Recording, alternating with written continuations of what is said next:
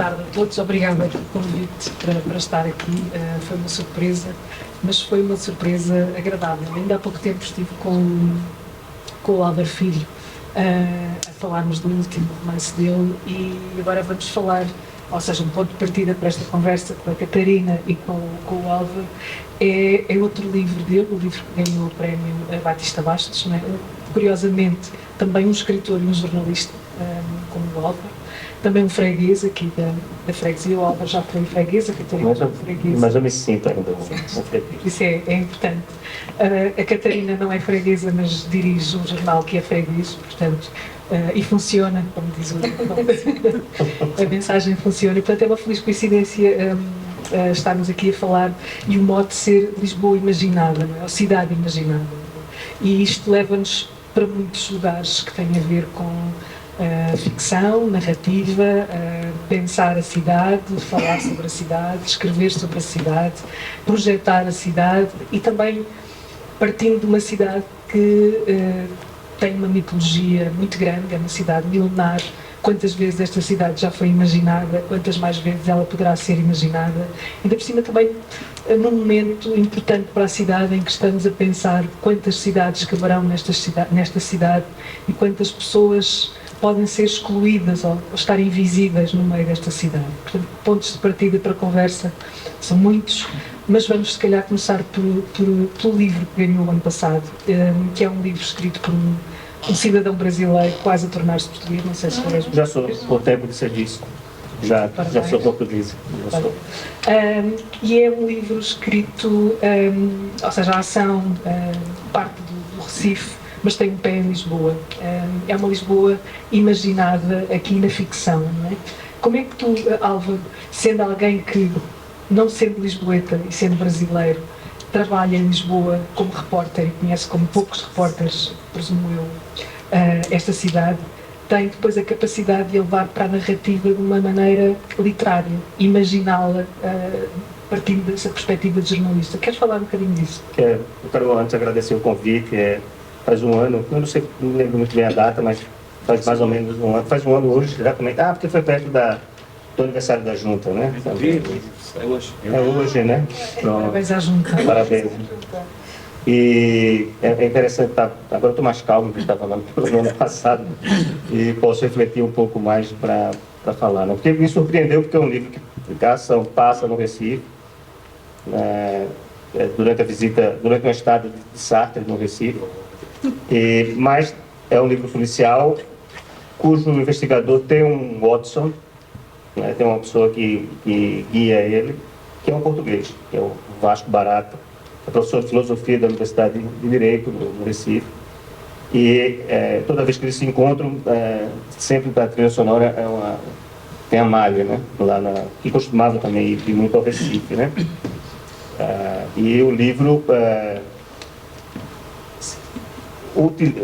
Lisboa é cenário do livro porque hoje em dia é mais fácil para mim escrever sobre a realidade portuguesa. São 8 anos que eu vivo. Eu tive que fazer uma pesquisa para escrever sobre o Recife. Foi o contrário, não foi para fazer. Eu tive que ir lá para escrever sobre o Recife, não sobre Lisboa, porque para mim é muito mais presente, porque é uma cidade, desde que eu comecei a trabalhar na mensagem, uma cidade que eu caminho bastante, né? Eu fui freguês aqui da Junta de Santa Maria Maior, saí por um motivo de força maior, porque foi um incêndio no apartamento da minha casa onde eu morava, né? Mas ainda continuo tendo mais amigos e mais vizinhos em Santa Maria Maior, que é Alvalade, onde eu vivo, né? Então, quando eu venho aqui, costumo falar com umas pessoas, você pergunta como é que tá os putos, a rapariga e tal, né? Quer saber sobre a família, e eu respondo, eu me sinto muito em casa. Essa Lisboa, eu acho que ela é menos imaginada, sabe? Eu acho que é mais um pouco menos imaginada por mim, mas é como eu imaginava Lisboa, mas é como eu acho que o recifense imagina Lisboa. Não sei se eu consigo me explicar. Sim. Ou seja, eu tentei trazer essa Lisboa que está no imaginário do brasileiro. Sim. Contar essa história, né? Então, e com algumas coisas que não aparecem no imaginário do brasileiro, que nós não sabemos. Por exemplo, as marchas, que é uma atividade muito forte, que me surpreendeu quando eu morava aqui em certa maneira, maior a força da marcha. Eu não conhecia isso. E a marcha está lá muito presente, né, no livro, porque eu também quis apresentar um pouco dessa Lisboa que foge aos nossos guias turísticos normais, entendeu? Então, assim, não é somente a Lisboa do Pastel de Nata, ou a Lisboa do 28, ou a Lisboa do Fado, não é? Mas também tem a Lisboa um pouco dessa presença, né? E eu tentei fazer essa conexão, né? O livro vai ser publicado no Brasil, mas tem uma expectativa que ele se torne uma sequência.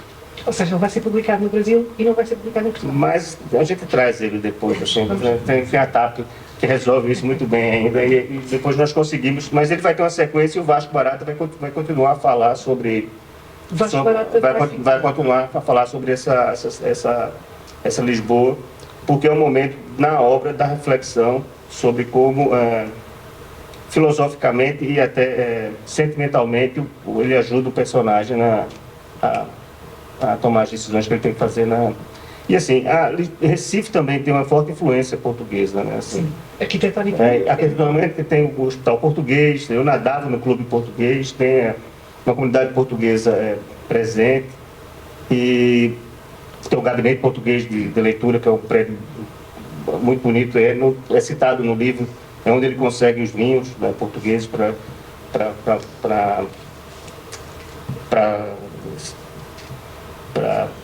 o encontro, né, carregado com vinho português e com alheiras e com fado, né? Como a narrativa acontece com esse movimento português. Já lá vamos esses imaginários, mas Catarina, tu fundaste um jornal, presumo que neste momento seja o único jornal de Lisboa, não é? Não sei se é o único. Não é o único, mas é o melhor. Eu pensei que há já agora... Uns jornais digitais que fazem muito, tipo, pequenas notícias da cidade. Sim, mas o propósito desta mensagem que tu fundaste e que o qual diriges tem um lado de pensar muito a cidade a partir de dentro, não é? A partir da rua ou a partir do bairro, a partir das pessoas que vivem. Como é que se pode projetar e pensar numa cidade desta perspectiva, que é muito rara, não é? Realmente, as cidades são projetadas como se fôssemos um out e depois olha-se para ali e faz não sei o quê. É muito diferente olhar a cidade a partir deste lado de proximidade. Gostava que tu explicasses um bocadinho, enquanto jornalista, o que é que te interessa e de que maneira é que tu queres pensar ou imaginar, porque estamos aqui numa também de perspectivar, não é? Olhar para o futuro. Como é que te interessa jornalisticamente? Bem, eu não fundei, eu cofundei com várias pessoas, entre elas com o Ferreira Fernandes, que é o presidente do júri aqui do prémio, e também com o Álvaro, que está na equipa desde o dia zero, menos um, e eu, entre outras pessoas, mais 2 ou 3. E por acaso isso tem importância, porque a nossa ideia era muito fazer um jornal, e também eu devo dizer que é também um co-projeto com o grupo que nos apoiou e que deu o mote, que foi o Grupo Folha do Tempo, que quando comprou, tomou a gestão da Brasileira do Chiado, achou que fazia sentido haver um jornal que fosse construtivo sobre Lisboa. E que não fosse, e eu sei que a Junta, por exemplo, às vezes queixa-se que nunca aparece na mensagem, mas não aparece porque, como outras juntas também não aparecem, nem aparece o Presidente da Câmara, nem aparece a política da cidade, mas aparecem as histórias da Junta e das outras juntas, da Alfama e dos bairros. E, portanto, esse foi o objetivo. Portanto, nós tínhamos como objetivo fazer um jornal de cidade a partir de exatamente o que tu disseste, a partir da rua, a partir das pessoas. Das histórias. Sim, claro, tem que se contar, pronto, tem uma narrativa, não é? Sim. Mas, depois, foi crescendo, ou seja, muito do que a mensagem é aquilo que nós fomos encontrando. E nós costumamos partilhar esta ideia, que é, perguntaram-nos num programa de televisão se nós não tínhamos medo de esgotar as histórias sobre Lisboa.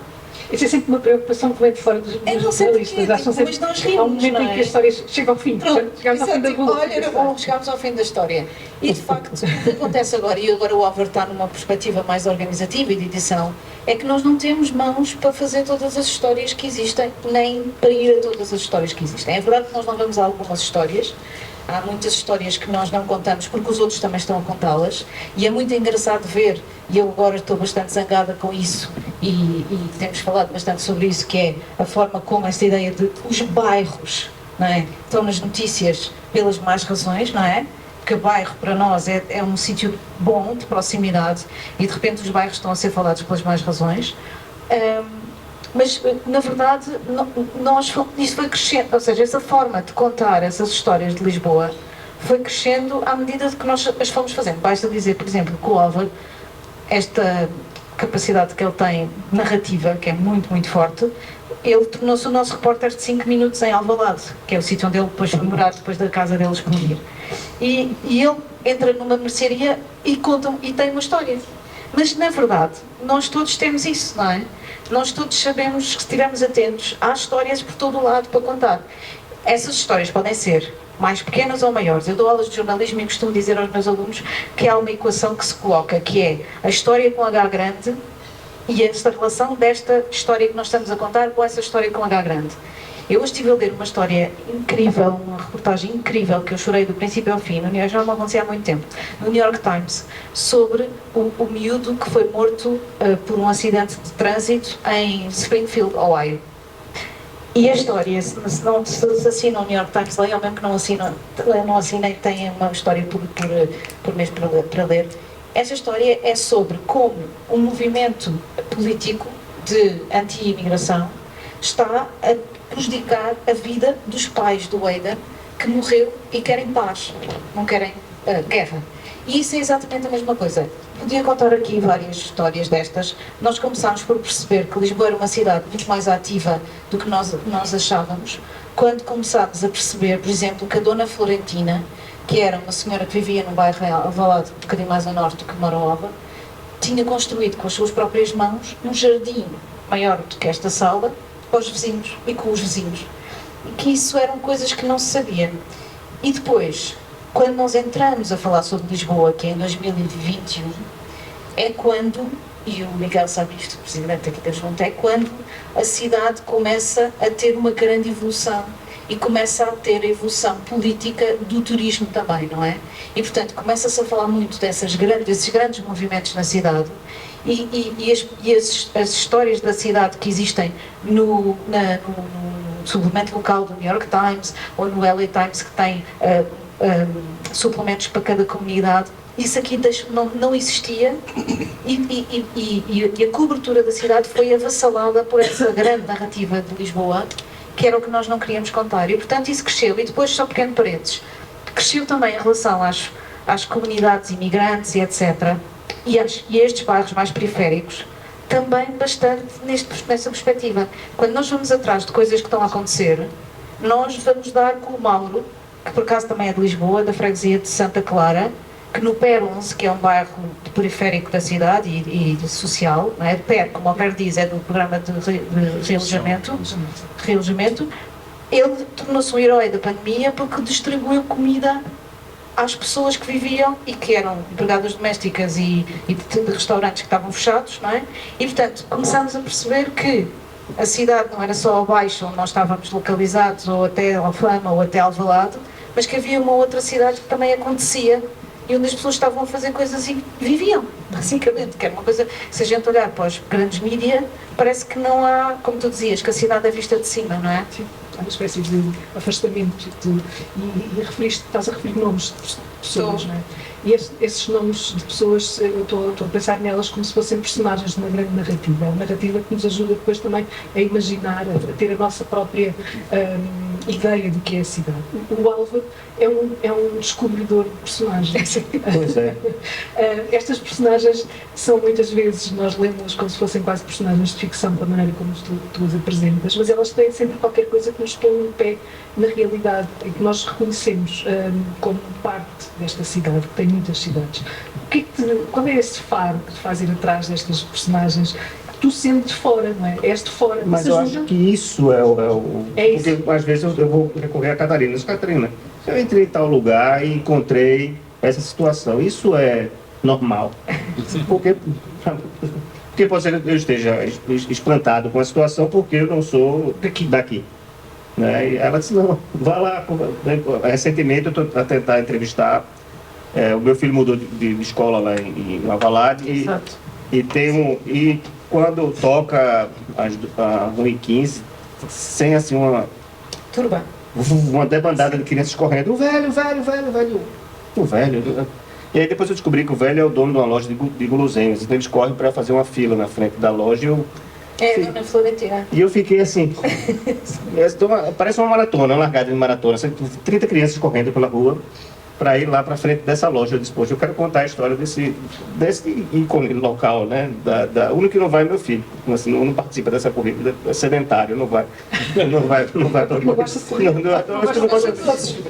Mas eu estou com uma dificuldade. Mas assim, acontece muito isso, eu entro na história e eu acho que o grande mérito, talvez, é a capacidade de ouvir. Eu entro, a pessoa conta uma história, eu digo, aí pode ser alguma coisa, né? Mas o que é frustrante pro lado ficcionista, sim, é que essas histórias são muito melhores do que eu posso criar, entendeu? Isso, como é que faz? Porque eu não consigo, às vezes eu melhorar a personagem. Tinha um jazz bar aqui na rua dos Remédios, que eu fui lá entrevistar a pessoa e era uma loucura, assim, eu não consegui entender, logo um pouquinho depois da pandemia, a narrativa do que acontecia, que ele ia me contando, até para depois checar se isso era verdade, né? Se o que ele tinha recebido a equipe dos Sopranos, sei lá, da série, tinham bebido lá, tem um piano, depois eles tinham feito uma luta no chão, assim, simulado uma luta no chão, e eu disse, como é que eu vou contar essa história, né?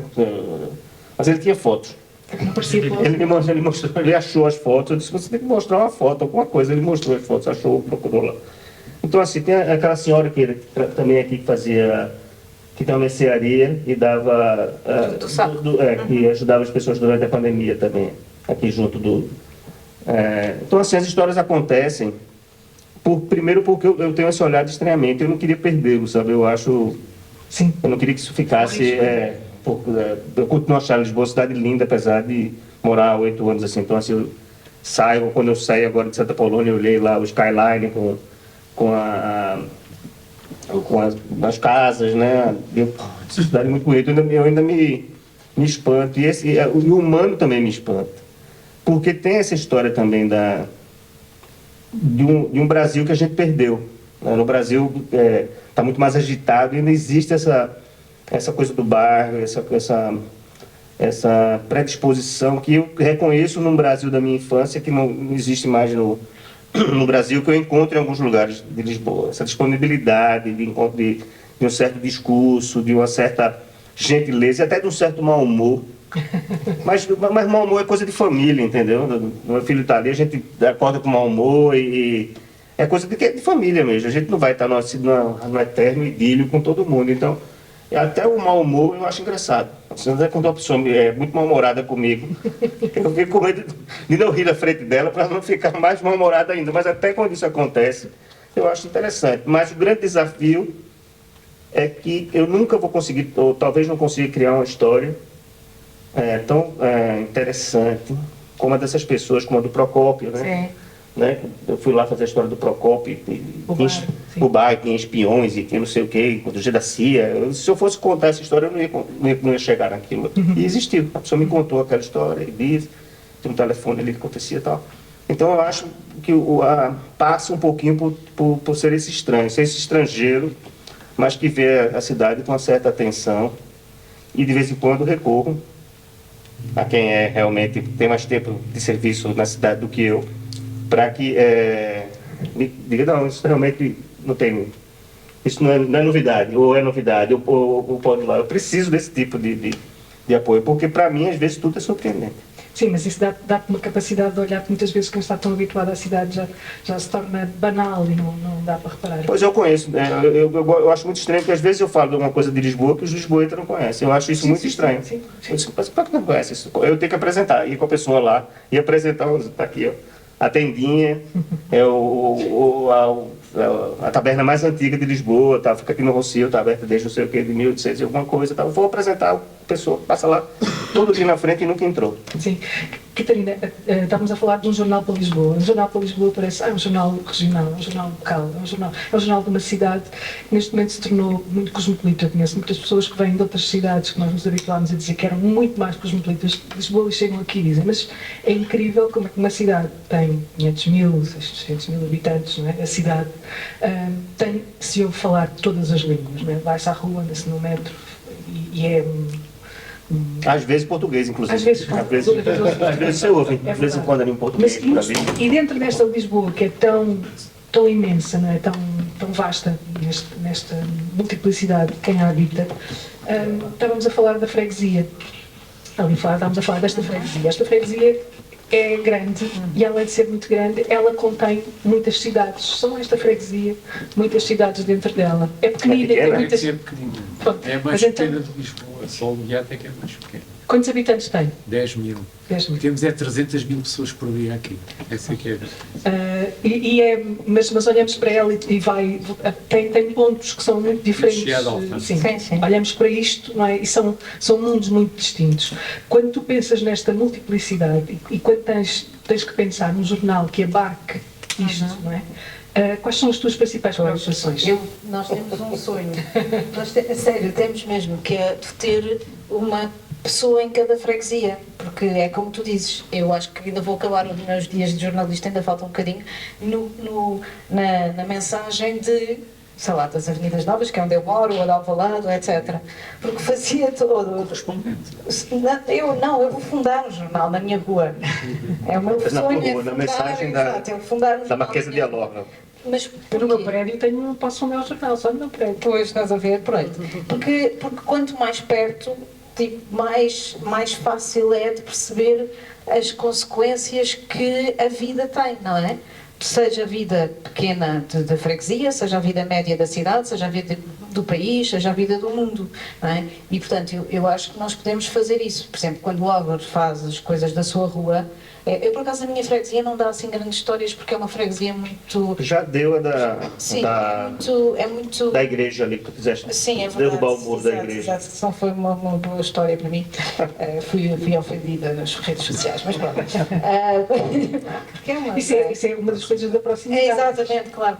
Ser jornalista de proximidade. Exato. Então, pronto, eu nunca mais disse nada que é para não me arriscar o carro ou assim qualquer coisa do género. Mas pronto, tudo para te dizer, sim, nós pensamos isso e isso é uma coisa que nós temos. E nós agora, por exemplo, temos uma ferramenta que permite geolocalizar os nossos títulos. Ainda não foi lançado, vamos lançar agora em breve. Sim. E é giro ver que, de facto, nós temos uma grande capacidade de espalhamento, não sei como é que se diz, espalhamento sobre a cidade, porque tanto fazemos Santa Clara como temos tendência a fazer mais Santa Maria Maior, ou pronto, mais em termos de bairros, Baixa Alfama, ou mais baixa até porque estamos lá e portanto vemos as coisas mais a acontecerem e isso é normal, não é? Mas temos muita coisa em Alvalade, temos muita coisa em Campo de Ourique, em Campo de Ourique também temos, portanto há uma certa tendência nossa de procurar as várias zonas da cidade para procurar essas histórias. E geralmente o repórter toma conta um pouco do local onde ele... Sim. Eu quando eu saio uma matéria, inclusive na mensagem, sobre Alfama, que não foi eu que fiz, eu fico muito chateado. Eu fico triste porque é a minha área de atuação. Outra coisa tipo, há coisas que eu não sei se deve a nós, gostava de perceber, mas tem havido muito mais histórias de Lisboa desde que a gente existe. Mais histórias mais pequenas. Não é histórias maiores, que essas sempre houve, políticas, mas há mais histórias mais pequenas e eu acho que isso se deve a nós. E, por exemplo, quando há, por exemplo, outro dia o Público fez uma história sobre uma livraria de segunda mão que vai abrir em Alvalade, não é bem Alvalade, acho que até... Não, é Alvalade. Exato, sim, na tua rua. Então, pronto, o Álvaro ficou todo chateado porque esta é a nossa história, não é? E isso é uma espécie de fio. Isso é como nos jornais, não é? As redes sociais, falamos com as pessoas, não é? Já temos mais não sei quantas histórias agora para contar a propósito disto que aconteceu nos bairros As redes sociais são uma fonte. São fonte, sobretudo nos grupos de vizinhos, por exemplo. É preciso ter um olhar crítico, não é? Que nós temos, não é? E isso não são todas as histórias que vêm lá. E nós privilegiamos, para manter o espírito da mensagem, histórias que sejam construtivas e que mostrem que é possível ter soluções em vez de apenas pensar em problemas para a cidade. Ainda agora a Dora está ali, a Dora Santos Silva escreveu um texto que foi super bem recebido nas redes sociais sobre uma casa da Misericórdia, um prédio da Misericórdia, que é um sítio de co-living, também de co-staying, porque traz pessoas do bairro para aquilo que seria um lar de terceira idade, que não é, porque as pessoas vivem nas suas casas, não é? E têm zonas comuns de tratamento. E, por exemplo, nas redes sociais, já há gente a dizer, e por que não isto na nossa freguesia, não sei o quê, porque de facto as pessoas não sabem, algumas até às vezes não sabem, mas esse capital de esperança eu acho que é natural, é humano, não é? Nós precisamos disso, não é? E os jornais, e então por estes dias tem sido muito difícil o nosso papel, e na mensagem sobretudo, porque vemos as coisas a pegarem fogo, e essa não é a Lisboa que nós conhecemos. Literalmente. Sim. Literalmente. Aqui uma estranheza, como dizem. Há muita estranheza. E outra é assim, quando acontece também uma coisa dessa, do noticiário catastrófico, Sim. ele acaba por atrapalhar o nosso tráfego também. Ou seja, nós sentimos que as nossas notícias, elas Sim. não entram em determinado processo. Ou seja, é sintomático, né? Sim. Porque nós contamos a história que foi contada por Dora, citada aqui, nós contamos a história a partir do ponto de vista humano. Ou seja, às vezes, a gente chega às vezes no local e a pessoa quer contar a história da instituição. Sim. Né? Mas a gente pode chegar na história da instituição através da narrativa daquele personagem, do personagem. Sim, sim. Então, assim, parte, não é do micro, porque o humano não é o micro, mas seria no ponto de vista, né? Parte daquela pessoa para contar uma história que é uma história universal, né? Você vai entender o que é aquela história. Então, a história de Dora lá começou com a batida na porta, toc, toc, né? E a pessoa recebe. E você entra na casa da pessoa. E aí, podia ser o início de um conto. Tá entendendo? E a mágica aí que a gente consegue é justamente que tem influenciado os meninos que têm chegado no jornal e já estão aprendendo a contar a história dessa forma, dessa perspectiva de que o humano, a experiência humana, ela é importante. Ou seja, da professora que faz um glossário, que é pequeno, porque os alunos não sabiam, os alunos dela de outras nacionalidades não conseguiam ter o mínimo, né? E não tinham um glossário de Bangladesh, de Bengali, não tinha, né? Então ela foi fazendo ali um glossário meio que amador, né? Inclusive, né? Então assim, é uma história pequena, mas que conta uma história sobre as dificuldades da educação em Lisboa, em Portugal, ou seja, a partir daquela historinha ali, daquela personagem, você consegue ampliar e tratar um assunto maior. Eu queria dizer uma coisa sobre que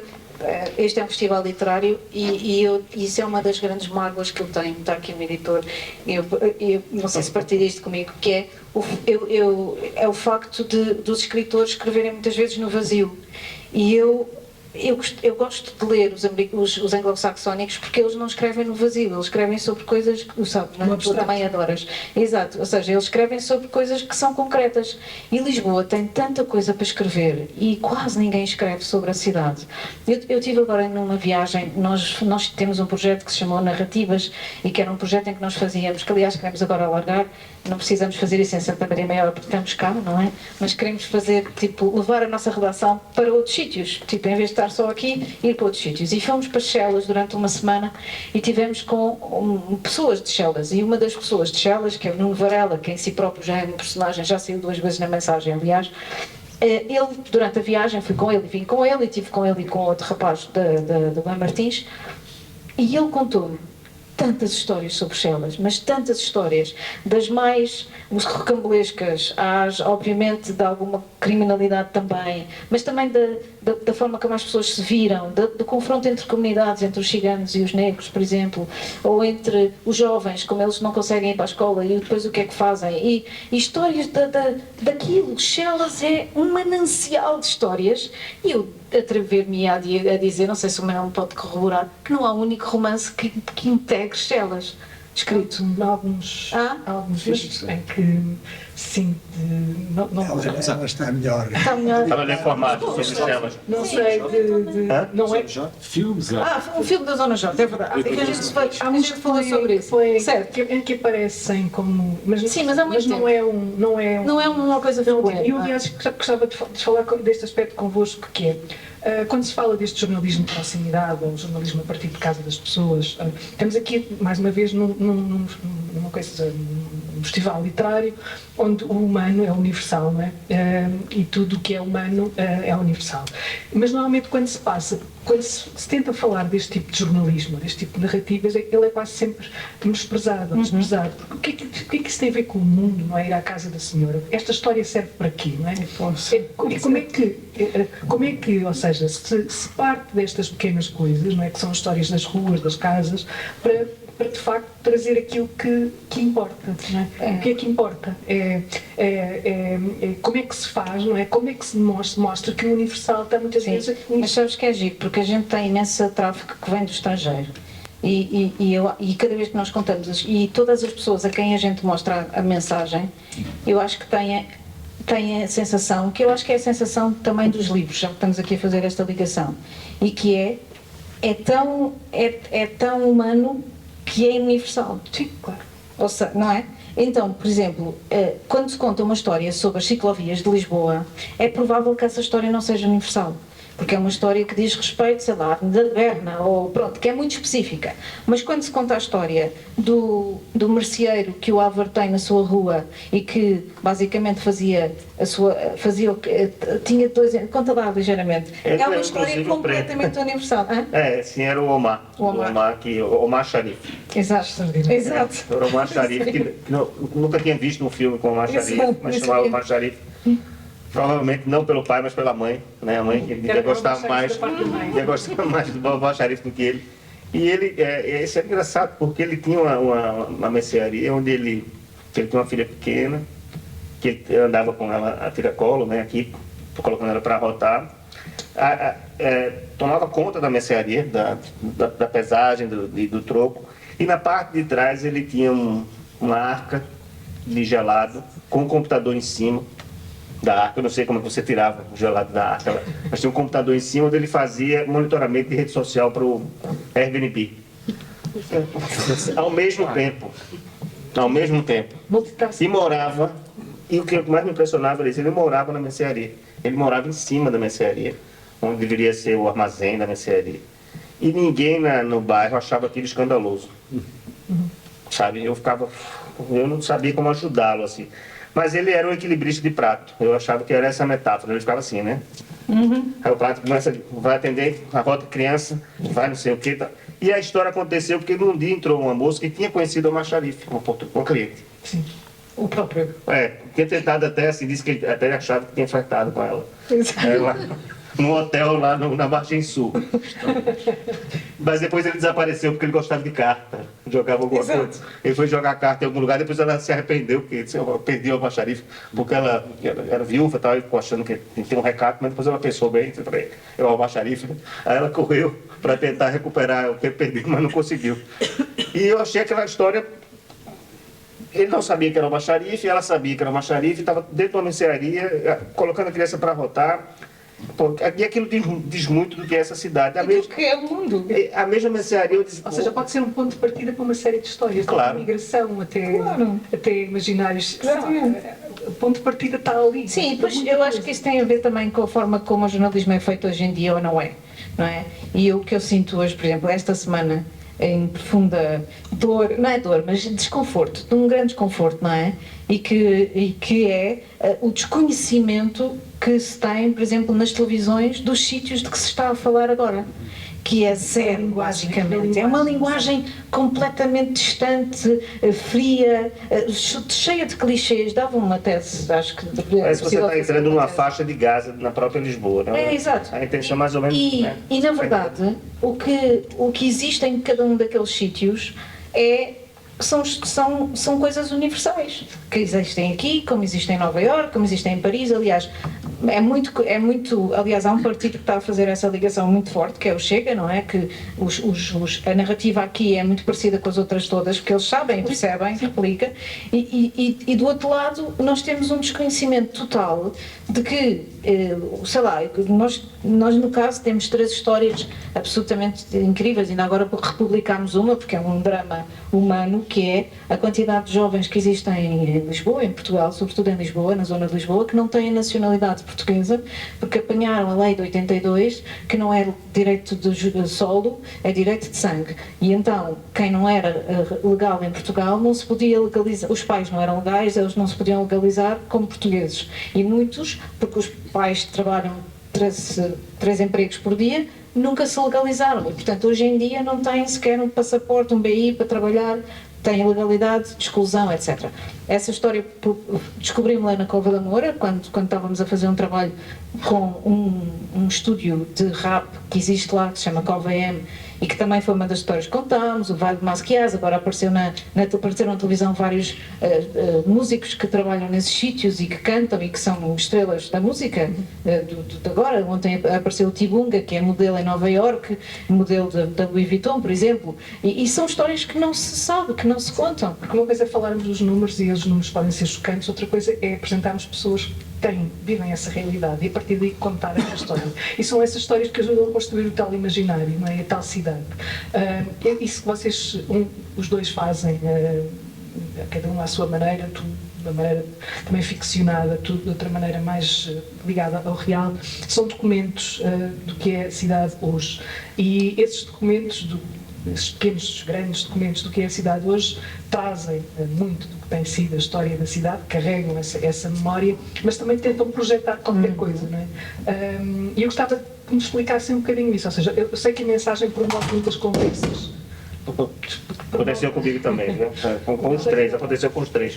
Promove muitas conversas que tentam pensar a cidade, sim, projetar a cidade. Vocês fazem, sim, além das histórias, sim, além das reportagens, além de trazerem estas coisas que têm uma marca, têm um rosto, têm um há estas discussões. Como é que se pode ajudar a mudar este imaginário, esta cidade, não é? Que não é tão grande, mas é muito grande, não é? Nós tentamos fazer isso com ideias, sobretudo ideias de comparativas, não é? Que existem noutros países, ou não só. A mensagem, quando começou, aliás, isso já deu um livro, portanto também tem a ver com livros. Nós começámos a fazer, o nosso primeiro texto foi sobre o Martim Moniz e o que ele podia ser.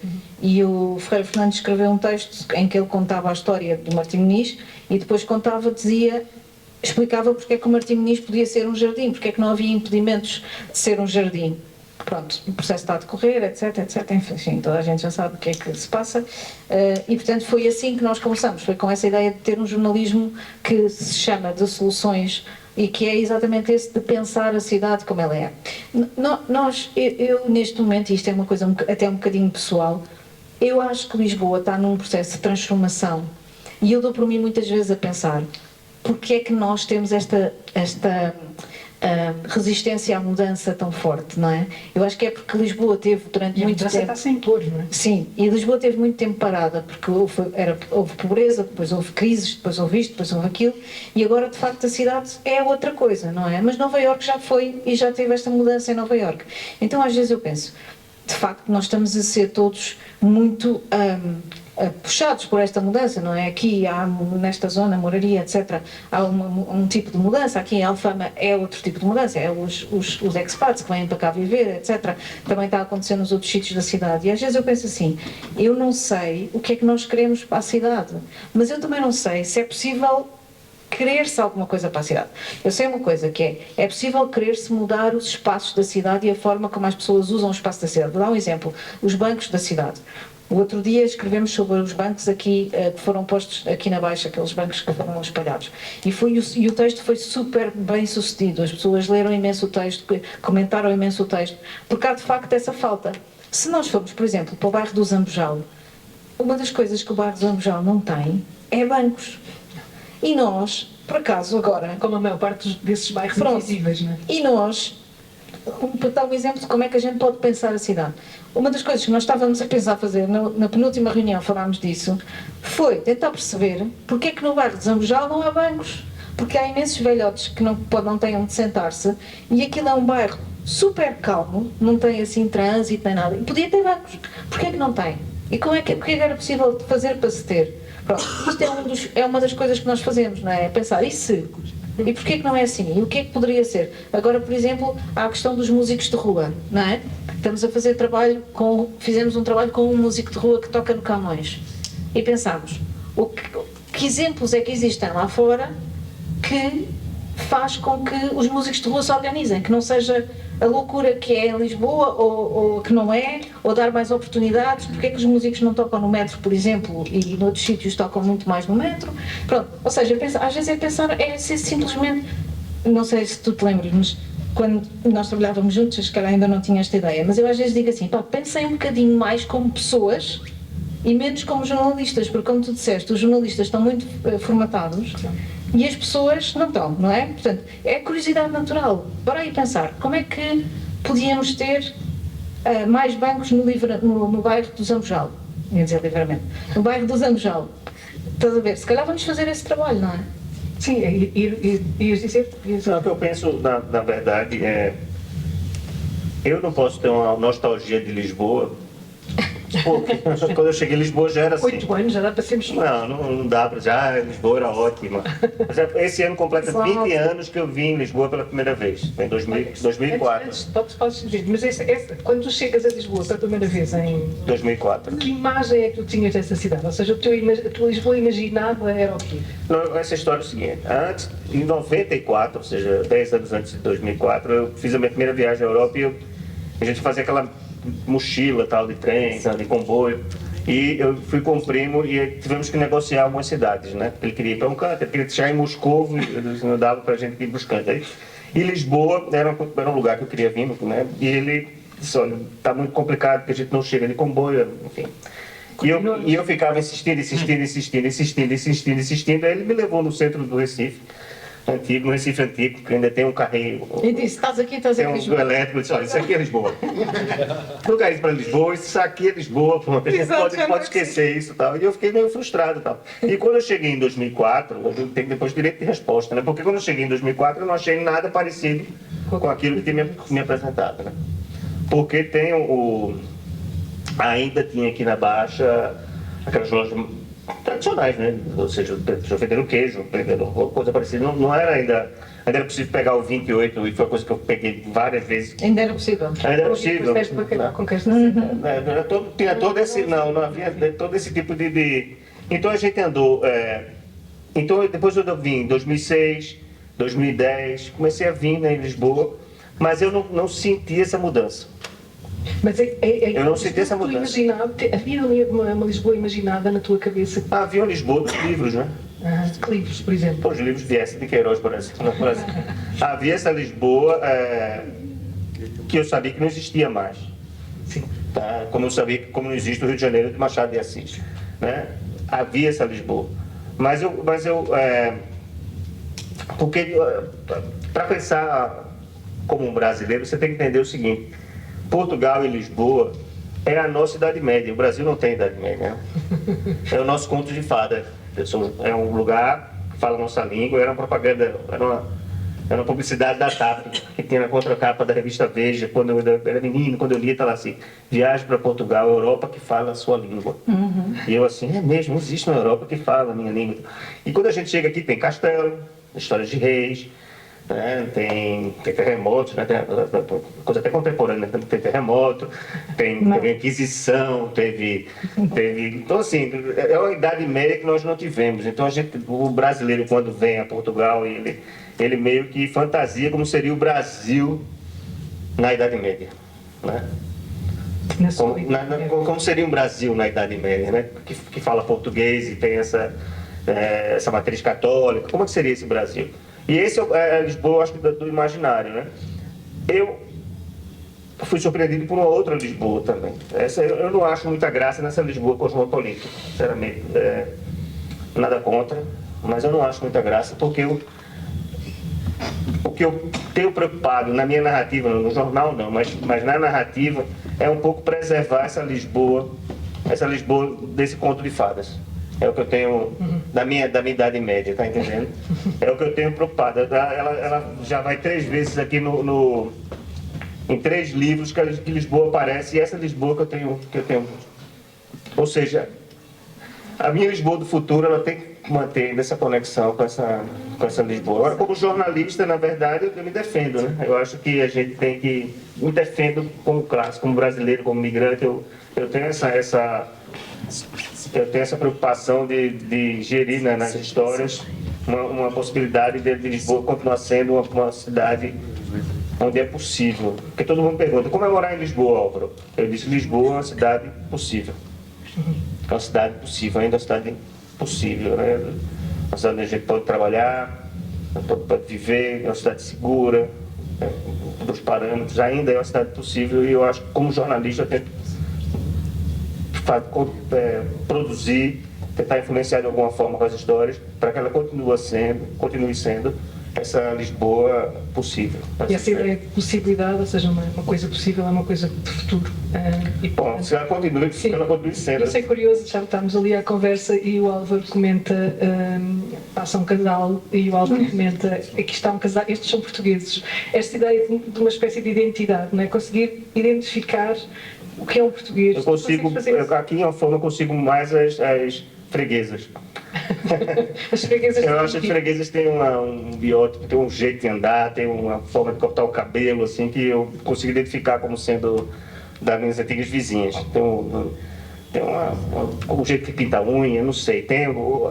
Os homens é um pouco mais difícil, mas as freguesas eu consigo. Essa aqui é de Alfama, tenho certeza. Tenho certeza que é de Alfama. Não é nem de Lisboa, é de Alfama, são minhas antigas vizinhas. Eu não sei como é que estamos de tempo, eu queria... Quanto? Então vou fazer uma pergunta e depois passo para... Estamos aqui a falar mais uma vez de linguagem do jornalismo, a linguagem da linguagem corporal. E a linguagem da literatura, que muitas vezes se encontram. Elas encontram-se alguns. E este é um tempo, sobretudo para quem está no jornalismo, quem está a escrever no jornalismo, que tem que se atualizar na linguagem. Ou seja, é um tempo que escrutina a linguagem, sobretudo quando se fala de realidades como estas que estamos a viver agora, não é? Estas realidades que vêm muito dos lugares mais invisíveis da cidade, aqueles que estão a tornar-se, estão a ganhar uma certa visibilidade, não necessariamente por aspectos mais positivos, não é? Tem a ver com coisas que estão a vir ao de cima por causa de fenómenos que estão a acontecer. Mas como é que, olhando para a maneira como se narra neste momento, como se escreve nos jornais neste momento, qual é o cuidado e a maneira como tem de se atualizar aqui no jornalismo? Ou seja, como é que se designam determinadas coisas? O que é uma etnia, o que é um bairro, o que é uma comunidade, o que é raça, o que é... Tudo isto, não é? Que quer dizer coisas e não quer dizer quase nunca os conhecidos, não é? Como é que se combate isto? Pois, nós temos um problema básico, que é a nossa newsletter nós nem pensámos nisso quando a lançámos, mas nós dizemos sempre olá vizinho, e então...